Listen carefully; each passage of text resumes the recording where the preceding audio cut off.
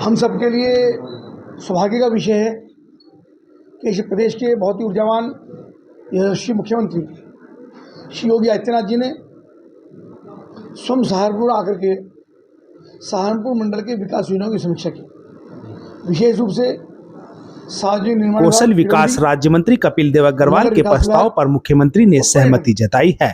उसके साथ साथ कानून व्यवस्था की समीक्षा की, जिसके अंदर पूरे मंडल के सभी जनप्रतिनिधि, माननीय मंत्रीगण, विधायक, एमएलसी उसके अंदर उपस्थित रहे। सबसे प्रस्ताव भी मांगे, चूँकि हमारा क्षेत्र विशेष रूप से नगर पालिका क्षेत्र मेरी विधानसभा अधिकांश रूप से आती है, तो मुजफ्फरनगर के लिए इंटीग्रेटेड डेवलपमेंट प्लान ऐसा निवेदन मैंने मुख्यमंत्री से किया, जिसमें ये शहर स्मार्ट सिटी बने। मुझे हर्ष इस बात का कि आदरणीय मुख्यमंत्री योगी आदित्यनाथ जी ने जिस प्रकार से नगर निगम को डेवलप करने का काम किया है, 17 नगर निगम उत्तर प्रदेश के अंदर हैं, उन सभी को स्मार्ट सिटी का दर्जा देने का काम किया। उसी तरह पर मुजफ्फरनगर भी स्मार्ट सिटी के रूप में डेवलप होगा, ये घोषणा मुख्यमंत्री ने की है। चूँकि विशेष रूप से मुजफ्फरनगर की आबादी लगभग मुजफ्फरनगर की वोट हैं वो 4.5 लाख से अधिक वोट इस समय हैं, और कई नगर निगमों से अधिक संख्या यहाँ मतदाताओं की है। तो निवेदन उन्होंने स्वीकार किया, जिसके अंदर जल निकासी, शहाबुद्दीनपुर पर एक एसटीपी, नालों का निर्माण, सड़कों का चौड़ीकरण और विशेष रूप से जो बिजली की लाइनें हैं, बिजली के खंभे हैं, उनको अंडरग्राउंड ऐसा करने का निवेदन आदरणीय मुख्यमंत्री से हमने निवेदन किया। उन्होंने प्रस्ताव तैयार करके देने के लिए कहा है।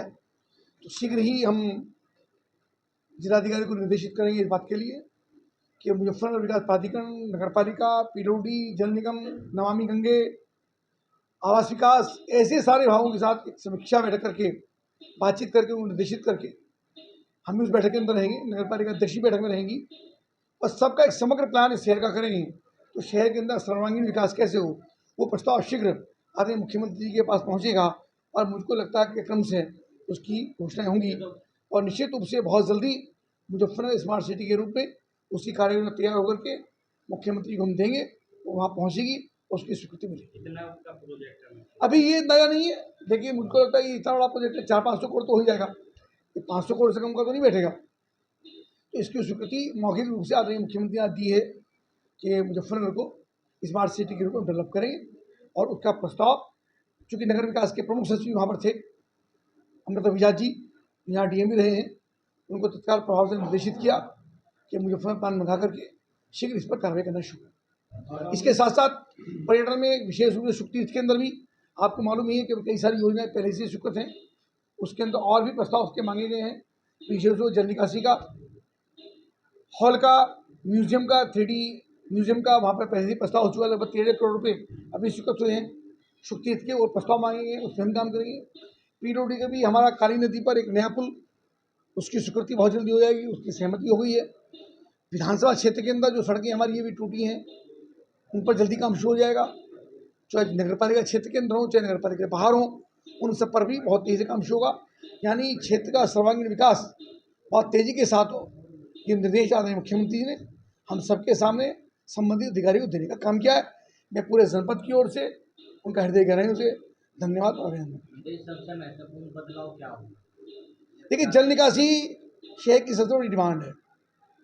जब जल निकासी नहीं होती है तो नाले छोटे पड़ जाते हैं, उनकी सफाई नहीं होती है, और जब बारिश होती है तो स्वाभाविक रूप से जनता में नाराजगी होती है।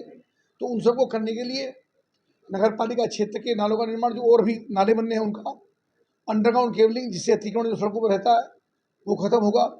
और जो हमारा रामपुरी, शहाबुद्दीनपुर, दक्षिण रामपुरी, एकता विहार, जनकपुरी, ये वाला जो क्षेत्र है, ये उधर से पानी चलता है पूरा होते हुए लद्दा वाला होते हुए और रामपुर रामनाथ तक पहुँचता है। उस पानी को वहीं पर रोका जाए, उसके लिए प्रस्ताव हमने दिया। समय लगेगा, तो तत्काल नहीं होगा, ये काम बड़े काम होते हैं, योजना बनती है, समय लगता है इन काम में। 1 साल 2 साल की योजना है, एक दिन की योजना नहीं है, और भी ज़्यादा समय लग सकता है। लेकिन जब प्रस्ताव चला गया, प्रस्ताव जाता है तो सरकार उस पर काम करती है, तो मुझको लगता है, मुझे पूरा भरोसा है कि जल्दी इस काम की स्वीकृति मिल जाएगी। 2027 में चुनाव नहीं, देखिए काम, ये बात ठीक है कि 27 में चुनाव है, क्रमबद्ध विकास होता है, हर काम में समय लगता है, योजनाएं बनती हैं। आदि प्रधानमंत्री ने तो 2047 से विकसित भारत बनाने की बात की है, तो 47 तो बहुत दूर बात है। तो हर चीज़ में समय लगता है, योजनाएं आगामी बनती हैं, केवल चुनाव के लिए योजना नहीं बनती है। काम तो 24 घंटे करते हैं, हमेशा करते हैं, केवल चुनाव की योजना नहीं बनती। जनता के विकास की योजना, सर्वांगीण विकास अपने शहर का, जनपद, इसके लिए योजना बनती है। चुनाव तो आते रहेंगे जाते रहेंगे, चुनाव का विषय नहीं है, पर जो भी हम अपने समय में स्फूर्तियाँ हम करा सकें, जनता को लाभ दे सकें, उसका हमने किया है। एक लगातार मेरा प्रस्ताव चल रहा है कि जो आनंदपुरी मोहल्ले के अंदर खादी ग्रामोद्योग स्थान एक जगह है, उससे मेरी कोशिश है, लगभग 10,000 मीटर जगह है, उस पर एक multi level complex PP model पर बने, उसके लिए प्रयासरत हूँ। अभी उसकी स्वीकृति नहीं हुई है, लगातार मैं उसके लिए काम कर रहा हूँ। रोडवेज का बस स्टैंड मुजफ्फर से ट्रांसफर होकर के, यानी यहाँ भी छोटा बस रहेगा, लेकिन जो हमारी ज़मीन हमने स्वीकृत कराई है यहाँ ट्रांसपोर्ट नगर के पास लगभग 10,000 मीटर, उसमें भी जल्दी ही एक नया बस स्टैंड बनेगा। उसकी योजना लगातार चल रही है, उसके लिए प्रगतिशील है। उसकी बातचीत हमने आगे मुख्यमंत्री आज भी की है, और हमको लगता है कि जल्दी ये सब काम आपको कहीं ना कहीं क्रम में आते नजर आए।